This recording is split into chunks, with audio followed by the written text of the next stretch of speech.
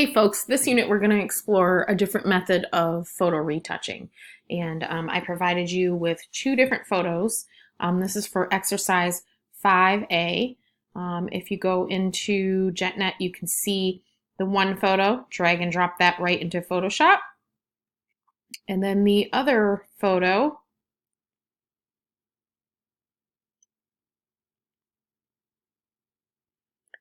this is going to be the retouch sign and the clouds. So make sure you bring both of those into Photoshop. If you're wondering how to do so, you open one and then you might open another. Let's use the method that I showed you. Let's see, let's just do clouds. Bring that right into Photoshop like so. And of course they might come up as two different files. Separate them at the tab. You would then go to your move tool. You can do a drag and drop right on there. Okay, so we don't need a second clouds photo. So I've got two here. The first thing that I want you all to do before you even get started is make a copy of the layer 2 or of the California sign layer. So that would be a Control J or a Command J on the Mac. And then let's drag one at the very bottom of the layer, and then we're going to hide it. All right, so just in case, I don't want to be destructive to this layer, and I certainly will be when what I'm about to show you, so I want to make sure I have a copy on hand in case I need to go back to it for any reason. Okay, so this is a quick method of how one might blend two different layers together. Maybe there's certain aspects of one layer you want on the other, or vice versa. You can do so by clicking on this, of course, double click, and you can name this sign, double click, clouds, sign, copy. Okay, just to get in the habit of naming your layers is really important. Next, I would go to, make sure you're on the top layer, the sign layer. We're going to go ahead and add a mask, a layer mask. And now we've got it masked. The next thing you're going to want to do is head on over. You can do this very simply with the erase tool.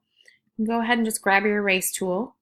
Depending on the size, you're not going to be able to get into these little areas here. So what I do like to suggest is to tell students to go with your left and right brackets.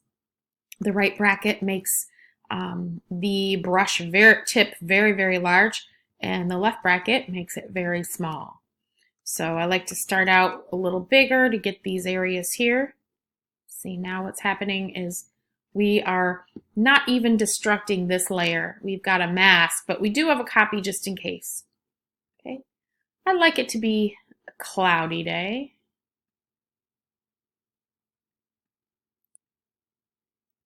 There's some areas that I want to make a little bit smaller.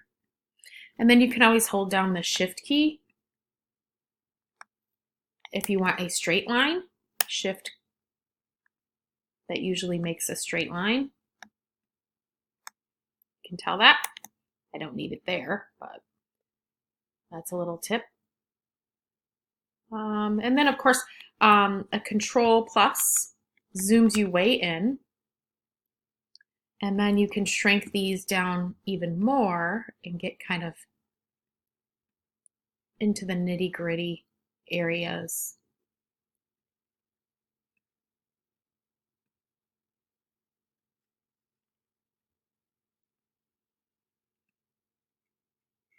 And of course, it depends on your brush tip up here. You might I have a size of 10 with a hardness of 100.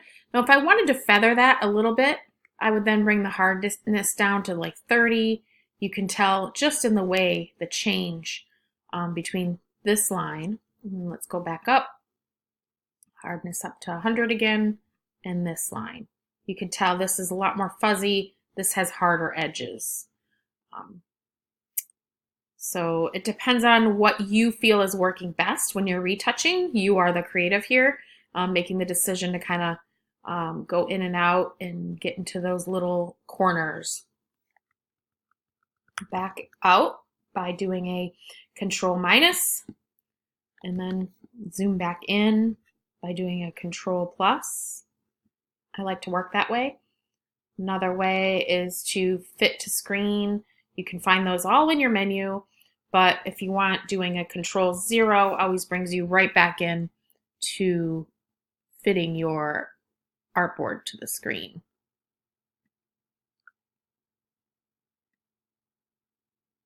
Okay, and for this assignment, I will be watching to make sure that you're